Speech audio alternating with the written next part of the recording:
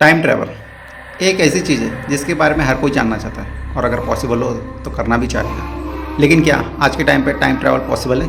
फिलहाल इसका जवाब तो मेरे पास भी नहीं है।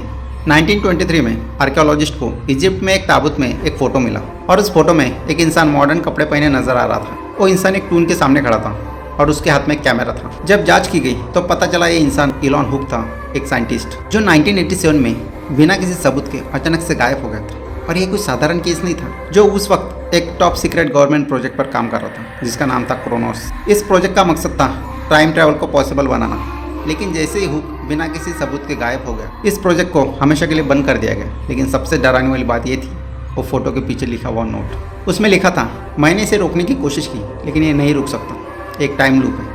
कुछ साल बाद 1980 में एक और फोटो मिली जिसमें इलॉन हुक पहले से ज़्यादा और बूढ़े लग रहे थे। लेकिन सबसे शॉकिंग बात ये थी, वो उसी टून के सामने खड़े थे, फिर से सेम पोज में, एक हाथ में कैमरा लिए। लेकिन इस बार फोटो पर डेट थी 2025। आर्कियोलॉजिस्ट शॉक हो गए, कैसे एक ही इंसान 3 अलग अलग टाइमलाइन में मौजूद हो सकता है। और उसने ये क्यों लिखा कि ये टाइम लूप कभी खत्म ही नहीं होगा? इसका जवाब उन्हें 1987 की हुक की एक लैब नोट में मिला जिसमें लिखा था, टाइम एक लूप है, आप इससे बाहर नहीं निकल सकते।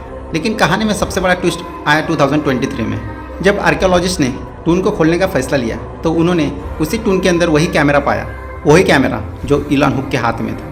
लेकिन जो सामने आया उसे देखकर हर कोई शॉक हो गया। फोटो में वो खुद थे, वही साइंटिस्ट जिन्होंने टून को खोला था। लेकिन फोटो पर इस बार डेट थी 2045। लेकिन कैसे?